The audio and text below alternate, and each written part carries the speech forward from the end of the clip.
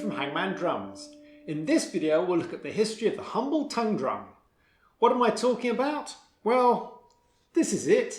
Some call it a tongue drum. It's also known as a tank drum. Firstly, let's look at the basic mechanics of this drum. There's a steel tank, which I'll come to later, with cuts to make tongues of metal, hence the name tongue drum. The bigger the volume of metal, the lower the resonant sound frequency, so the smaller tongues are high notes and the big tongues form the low notes. Now originally they were made from old propane gas tanks, like this one.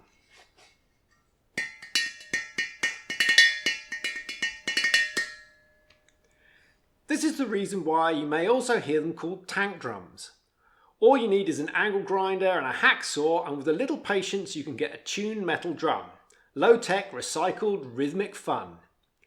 Now the original history of these drums is pretty sketchy, and many people claim they are the first to create a tank drum, but nobody really knows.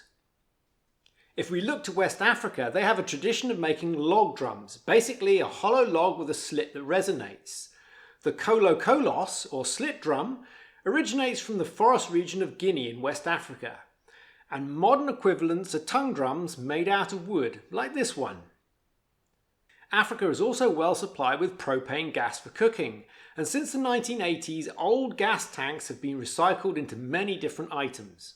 Some of the earliest mentions on the internet of how to make a tongue drum come from Africa.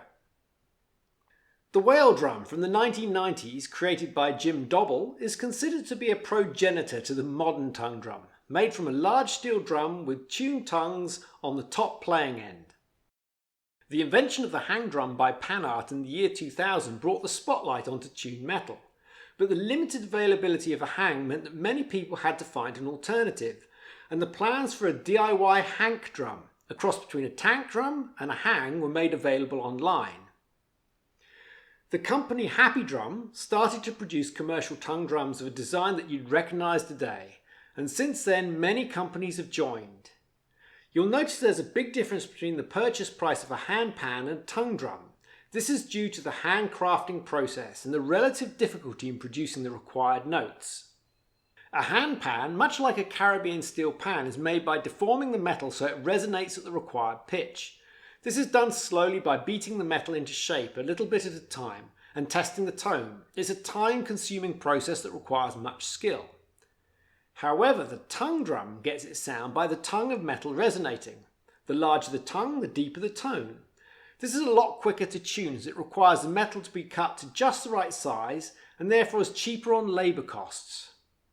If you search online, you'll find many cheap tongue drums of varying degrees of quality. If the metal is too thin, it doesn't resonate and carry the sound. And poor quality steel can cause the notes to have a sustain that swamps and muddies the sound. Some cheap tongue drums can only be played with beaters, but a good tongue drum should be easily played using your hands. The effort that goes into designing a tongue drum that sounds harmonic has come a long way from the old propane gas tank. So there you have it. A modern music instrument with deep roots into our collective musical past. If you enjoyed this short history of the tongue drum, you'll also love our other video on the history of the hand pan.